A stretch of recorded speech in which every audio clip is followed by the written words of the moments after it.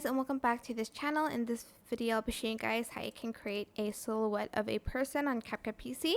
So I'm just going to actually copy and paste this first, and I'm going to select the cutout, and I'm going to select auto cutout, and then I'm going to copy and paste that. This is if you want to create kind of like a shadow, but select like the one on the back layer, and then just go to adjustments here. I'll just move it to the right so you can see.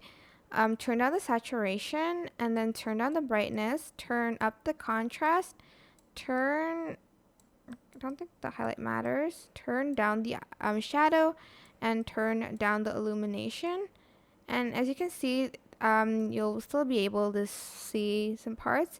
So right click, create compound clip, and then go to adjustments, and then turn down the brightness again and up the contrast to create the silhouette figure. You can also turn it into a shadow by going to basic and adjusting the opacity of it. But this is just if you want a silhouette, I guess. That's basically it. I hope this tutorial was helpful for you guys. Don't forget to like, comment, share, and also subscribe to this channel if you haven't done that already. If you have any questions, just leave it in the comment section down below, and I'll try my best to answer them all for you guys.